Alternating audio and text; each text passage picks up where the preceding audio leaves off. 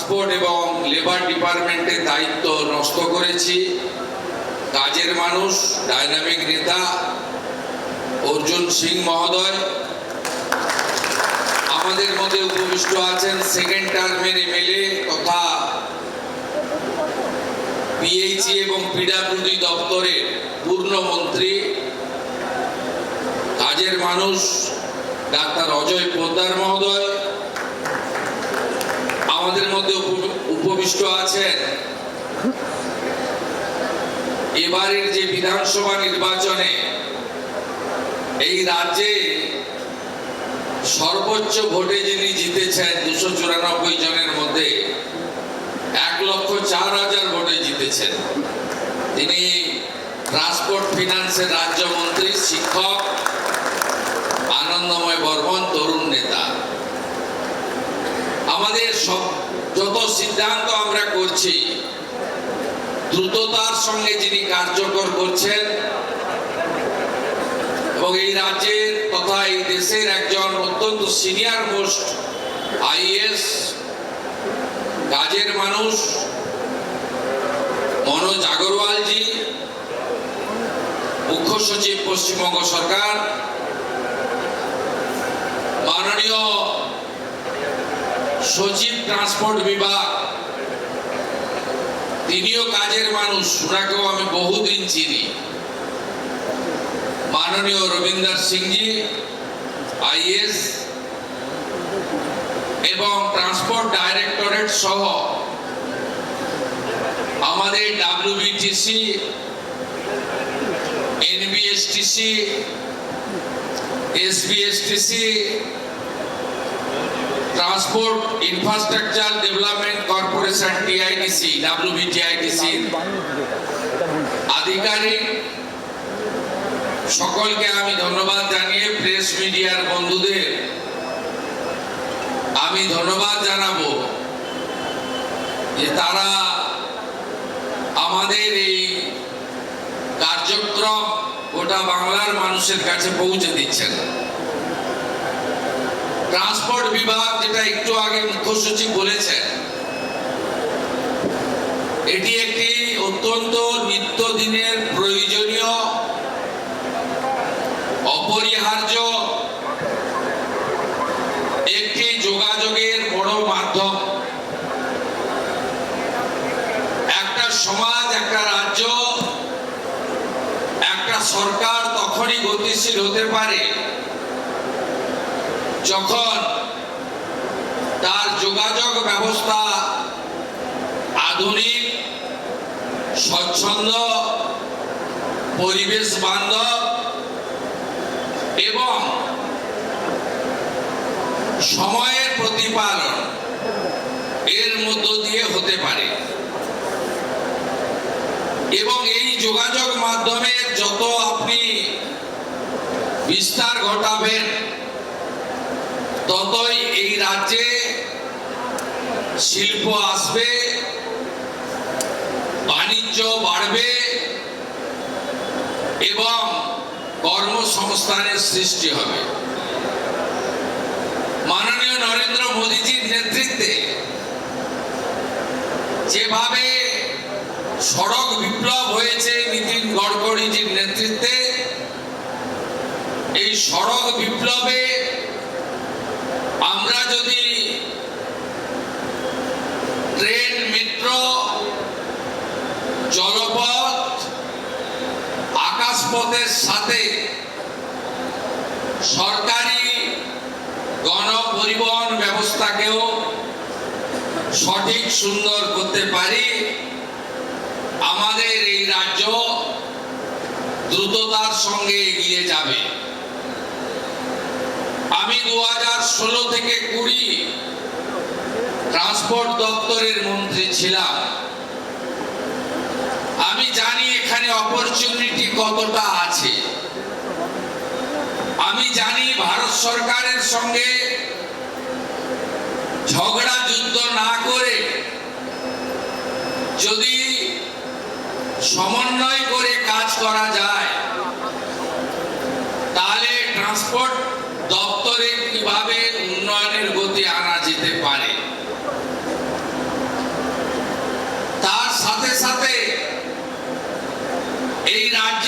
বেহাল অর্থনৈতিক অবস্থা প্রথমে সিপিআইএম এর সরকার, পরে তৃণমূল সরকার করে দিয়ে গেছে, অর্থাৎ 8 লক্ষ কোটি টাকা ঋণের বোঝা।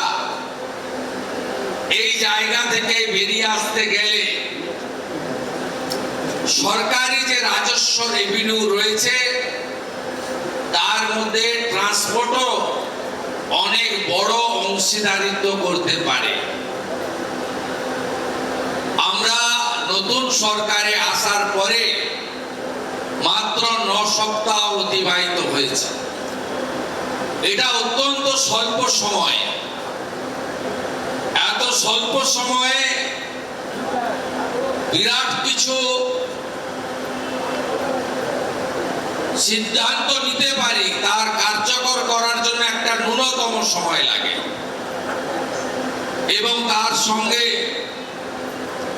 অর্থ অর্থাৎ রিসোর্সেস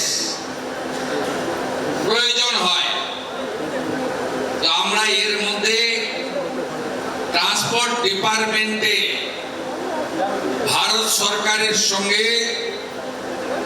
আমরা সমন্বয় বাড়িয়েছি। মাননীয় মন্ত্রী গুজরাটে গিয়ে কেন্দ্রীয় পরিবহন মন্ত্রীর মিটিং এ অংশগ্রহণ করেছেন। আমরা জোর দিয়েছি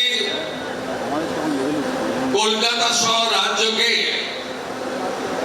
পরিবেশ সুরক্ষিত রাখতে পরিবেশ বান্ধব অর্থাৎ সিএনজি এবং ইলেকট্রিক ভেহিকেল যাতে বেশি আনা যায় করা যায় এটাকে গুরুত্ব দিয়েছে। আমাদের আরবান ডেভেলপমেন্ট মিনিস্ট্রি তাদের সঙ্গে আমাদের কথা হয়েছে, মনোহরলাল খট্টরজি এসেছিলেন। তারা কস্ট রেশিও 60-40 অর্থাৎ 60 ভাগ টাকা দেবে ভারত সরকার, 40 ভাগ টাকা দেবে রাজ্যের সরকার। আমরা এখানে আরো আমাদের ইলেকট্রিক বাস আমরা আনব। এর সাথে শুধু কলকাতাতে থাকলে হবে না, এই রাজ্যে 3টি নিগম এনবিএসটিসি, ডাব্লিউবিটিসি, এসবিএসটিসি তার এতগুলি ডিপোতে চার্জিং স্টেশন এবং আনুষঙ্গিক পরিকাঠামো গড়ারও আমরা সিদ্ধান্ত গ্রহণ করেছি। আমাদের রেলমন্ত্রী এসেছিলেন।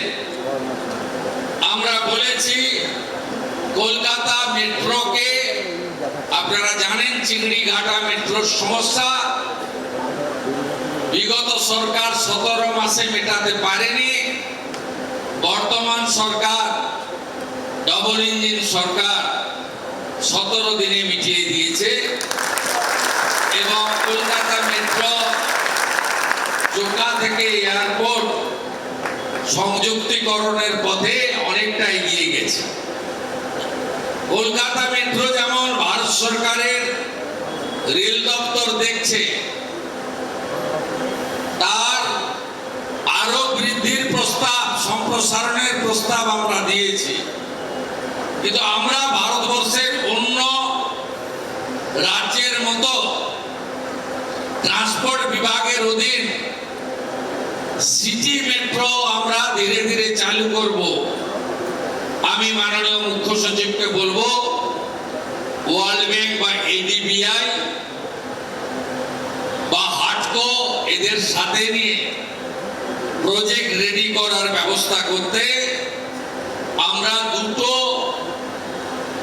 পাশাপাশি থাকা বড় শহরকে প্রথমে যুক্ত করতে চাই, একটা দুর্গাপুর আসানসোল, আরেকটা শিলিগুড়ি জলপাইগুড়ি।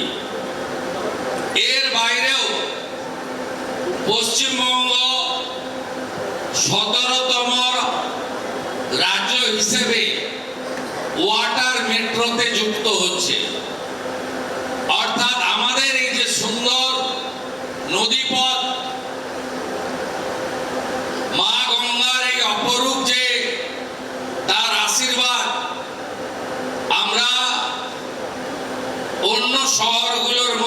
বাংলাদেশ ও তিরুবনন্তপুরম কেরালা আমরা তারপরে যুক্ত হওয়ার জন্য প্রাথমিক সিদ্ধান্ত আমরা গ্রহণ করেছি। একসঙ্গে সড়ক, রাজ্যের মেট্রো আর জলপথ একে একসঙ্গে এগিয়ে নিয়ে যাওয়ার কাজ আমরা করতে চাই। শুধু তাই নয়, শিপিং মিনিস্ট্রির সঙ্গে আমাদের যৌথ মিটিং হয়েছিল।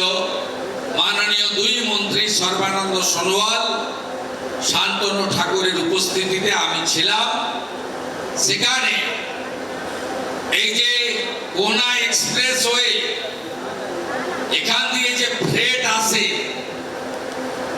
পণ্যবাহী গাড়ি, তাতে সময়ও লাগে, দূষণও হয় এবং ট্রাফিক কনজেশনের ফলে নাগরিকরা অসুবিধায় পড়ে।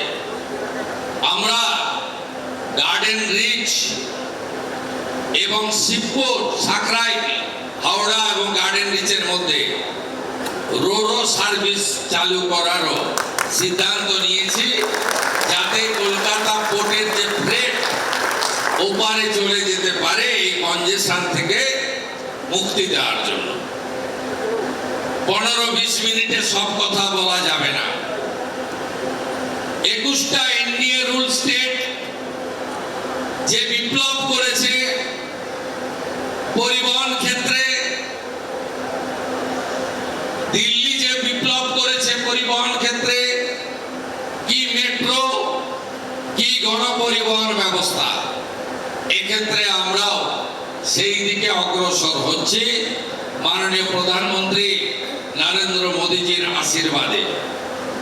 আমরা শুধু গণপরিবহন, মেট্রো, জেটি, রোরো নয়, আমরা আকাশপথকেও গুরুত্ব দিয়েছি। উড়ান কর্মসূচিতে যুক্ত হয়েছি, যেটা আগের সরকার যুক্ত হয়নি, এবং বালুরঘাট, মালদা, পুরুলিয়া 3টে জায়গায় ডোমেস্টিক এয়ারপোর্ট নির্মাণ সম্পূর্ণ করার জন্য ভারত সরকার আমাদের অর্থ দিতে রাজি হয়েছে। আমরা কল্যাণীতে 2000 একর জমি চিহ্নিত করেছি। নতুন গ্রিন ফিল্ড এয়ারপোর্ট তৈরি হতে চলেছে কল্যাণীতে।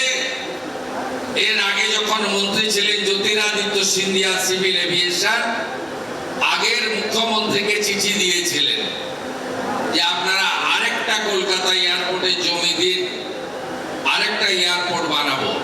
পত্রপাঠ লিখে দিয়েছে, আমি ভাঙড়ে জমি অধিগ্রহণ করতে পারবো না। কমজোর সরকার ছিল, দুর্বল সরকার ছিল,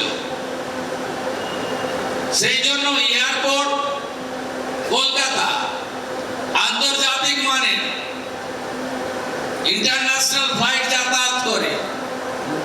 ভারতবর্ষের দেশের সুরক্ষাতে কোনো কম্প্রোমাইজ নেই। লোকেশন এমন জায়গায়, সামনেই চিকেন নেক, বাংলাদেশ, নেপাল, ভুটান এবং চীনও খুব একটা দূরে নেই। এইরকম একটা এয়ারপোর্ট, কলকাতা এয়ারপোর্ট, নেতাজি সুভাষচন্দ্র বসু, সেখানে প্রেয়ারের জন্য দরজা খোলা ছিল। এয়ারপোর্টে যারা গেছেন, প্লেন যারা চড়েছেন, সামান্য যদি আপনার কাছে কোনো তরল পদার্থ থাকে, জলের বোতলও আপনাকে নিয়ে যেতে দেওয়া হয় না। একটা ছোট্ট যদি আলপিনো আপনার জামাতে, ব্যাগে থাকে, আপনাকে নিয়ে যেতে দেওয়া হয় না। আর এইরকম একটা ইন্টারন্যাশনাল মানের এয়ারপোর্টে দরজা খুলে রেখে যাতায়াতের সুযোগ দিয়ে কোন জায়গায় নিয়ে গেছিল এরা? ইউরোপের সঙ্গে যত প্লেনের কানেকশন ছিল বিগত মুখ্যমন্ত্রীর সময়, একটার পর একটা রুট বন্ধ হয়েছে। এই মুহূর্তে লন্ডন সহ কোথাও পশ্চিমবঙ্গের কলকাতার সঙ্গে কানেকশন নেই। অর্থাৎ জলপথ, স্থলপথ, রেল, আকাশপথ সর্বত্রই নো নো নো ছিল। এবারে ইয়েস ইয়েস ইয়েস হবে। শুধু গণপরিবহন ব্যবস্থা নয়, আমরা দুর্গা শক্তি, নারী শক্তি, দেবী শক্তি তাদেরকে বলেছি সংকল্পপত্রে জিরো ভ্যালু টিকিট আপনাদের দেব। যেমন কথা তেমন কাজ। সরকারি গণপরিবহন ব্যবস্থায় আপনারা এখন জিরো ভ্যালু টিকিট পাচ্ছেন। অনেক শিক্ষিকা, অনেক সরকারি কর্মচারী, আমাদের দিদি বোনেরা আমাদেরকে বলেছেন যে আমরা ভাড়া দিতে চাই, আমরা রোজগার করি। আমি ট্রান্সপোর্ট ডিপার্টমেন্টকে বলেছি দ্রুত একটি পিঙ্ক কার্ড চালু করুন। যারা যে দিদি এবং বোনেরা, ছাত্রীরা তারা জিরো ভ্যালু টিকিট নিতে চান, তাদেরকে একটি করে পিঙ্ক কার্ড দিতে শুরু করুন। 5 মাস 6 মাস চালান, প্রক্রিয়া লম্বা চালান। আর যারা নিজেরা টিকিট কাটতে চান, বলেন যে আমি তো 50,000 টাকা বেতন পাই, আমি তো 80,000 টাকা বেতন পাই, তাদেরকেও একটা বিকল্প ব্যবস্থা রাখা দরকার আছে। আমরা এই খাতে প্রায় 400 কোটি টাকা অতিরিক্ত নিগমগুলিকে আমাদেরকে দিতে হবে, সেটাও আমরা বাজেটে প্রভিশন রেখেছি। আগের সরকারের একটা চোখ বন্ধ ছিল। তারা থার্ড পার্টি এজেন্সিতে যে ড্রাইভার কন্ট্রাক্টরদের নিয়োগ করা হয়েছিল, হঠাৎ করে কিছুদিন আগে 2025-এ চালকদের বেতন বাড়িয়ে দিল, কন্ট্রাক্টররা বাদ চলে গেল। আমরা আসার পরে এই বৈষম্য দূর করে চালকদের সমপরিমাণ বেতন কন্ট্রাক্টরদেরও করে দেওয়ার ব্যবস্থা করেছি। আগস্ট মাস থেকে আপনারা এর এফেক্ট পাবেন। এই সরকার সবার জন্য, সবাইকে নিয়ে চলতে চায়। আজকে পরিবেশ বান্ধব 43টা সিএনজি, 7টি ইলেকট্রিক ভেহিকেলের উদ্বোধন হলো এবং আমি WBTC কে ধন্যবাদ জানাবো। স্বামী বিবেকানন্দের তিনি যে পোশাক পরতেন, অর্থাৎ আমাদের সৌর্যের প্রতীক স্যাফরন গেরুয়া কালারে বাসগুলোকে সুশোভিত করে, এটা আমাদের সৌর্যের প্রতীক। স্বামী বিবেকানন্দ, প্রভু শ্রী চৈতন্যদেব সকলেই এর জন্য লড়াই করে গেছেন। তাই আমি তাদেরকে বিশেষভাবে ধন্যবাদ জানাবো। আর মুখ্যমন্ত্রী তো খালি হাতে আসেন না, 400 বাস চেয়েছেন, টেন্ডার করে দিন, 400 বাসের টাকা পেয়ে যাবেন। আমাকে সিএস বলছিলেন 400 তো এখন আপনি দেন, আমরা রেডি। আপনি বলে যান মার্চ 2027-এর মধ্যে, 27-এর মধ্যে 1000 নতুন বাস আপনি দিতে পারেন। সবাই ভালো থাকবেন। আগামী দিনে ডবল ইঞ্জিন, বেশি হয়নি, মাত্র 9 সপ্তাহ, 12 মাস পরে আপনারা হিসাব করবেন কি ছিল আর কি হলো। ভালো থাকবেন।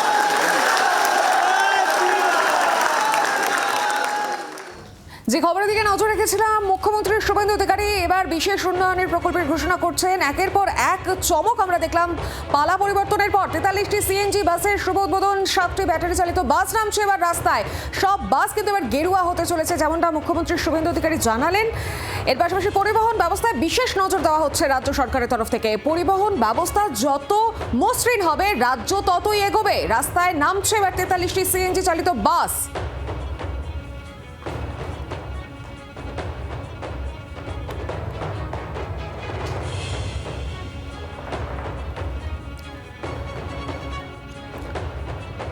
পালাবদলের পর রাজপথে নামতে চলেছে 50টি নতুন এসি বাস, 43টি সিএনজি গ্যাস চালিত এবং 7টি ব্যাটারি চালিত বাস এবার নামছে রাজপথে। কসবা পরিবহন ডিপো থেকে মুখ্যমন্ত্রী শুভেন্দু অধিকারীর বিশেষ ঘোষণা, এবং সেখানে উপস্থিত ছিলেন পরিবহন মন্ত্রী অর্জুন সিং। তার উপস্থিতিতেই এই 50টি বাস রাস্তায় নামার কথা ঘোষণা করলেন মুখ্যমন্ত্রী শুভেন্দু অধিকারী।